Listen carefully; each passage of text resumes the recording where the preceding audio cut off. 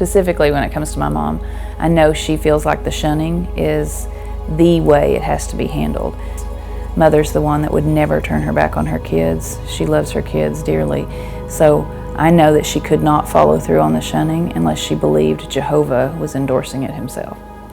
I would be one of the apostate unforgiven, yes. I've committed the unforgivable sin because I spoke out against the organization about the pedophilia.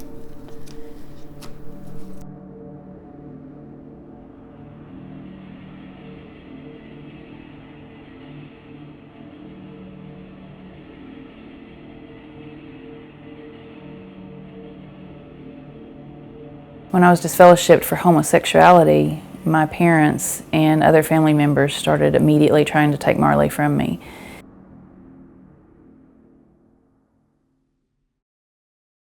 Several occasions they hid her from me, physically hid her from me. My parents and my sister, my brother, would tell her that I was demonized, that I probably had demons in my apartment. So as a result of that, Marley was young and impressionable, believed that, and was scared to visit me.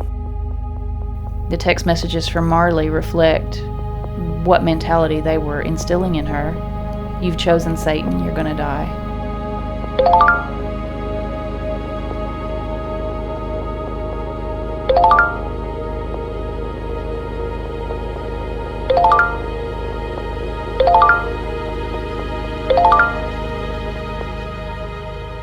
Disfellowshipping is about what they can do to you, what they can take from you.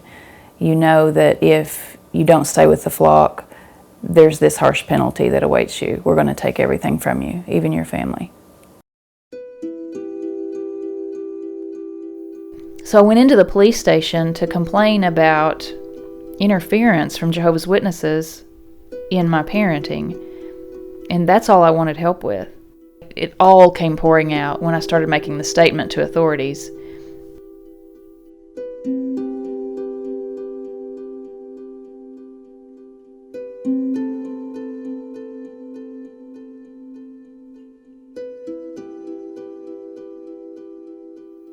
When all of this stuff, the allegations against Ronnie came to court, he had been arrested, he was out on bail, he had hired an attorney, and we showed up at court for this preliminary hearing.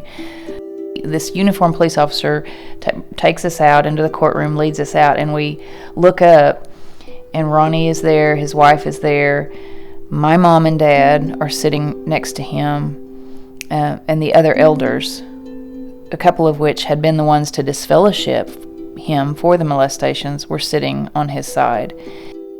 And then to look over there and to see my parents sitting next to him, and they wouldn't look my direction. Even when I was speaking on the stand, I looked out and my mother and dad wouldn't look at me in the face.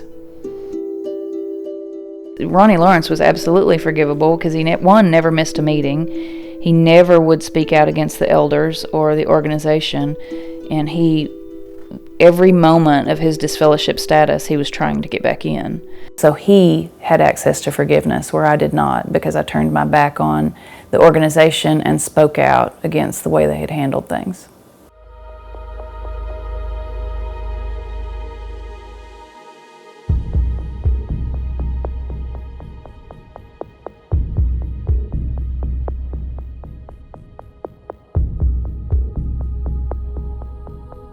Since I left the organization, I've always had these panicky attack moments.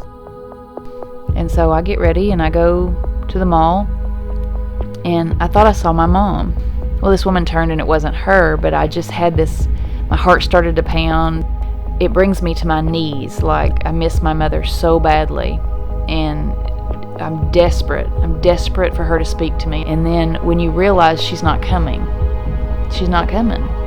And I cried my eyes out for hours. I just thought, it will take too long to get back in the organization. I have to die. I have to die today. There's a fear that overcomes me, like Jehovah's going to take me. He's done with me. He's done putting up with me. And I've always been taught that he'll use the elements, a rainstorm or a tornado or something, to rid the earth of a sufficient amount of wicked people at one time. And then recently we went through a really bad storm driving back home. My very first default was, this is Jehovah's means of taking my life. You feel like This is the time that Dad promised me. This is the time that Dad said Jehovah's going to take my life. So it just leaves you wrung out, just completely wrung out. And just physically, I feel it shave years off my life, because I feel the anxiety and the tension from it will take a toll at the end of my life.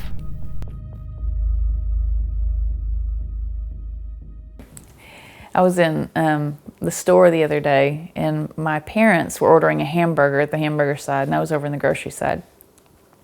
And so they just looked so different, and I wanted to look at that picture better.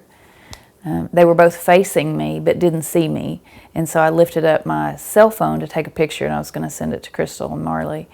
And when they saw me then, and both of them simultaneously just turned their back. So it was bizarre. It never gets any less weird.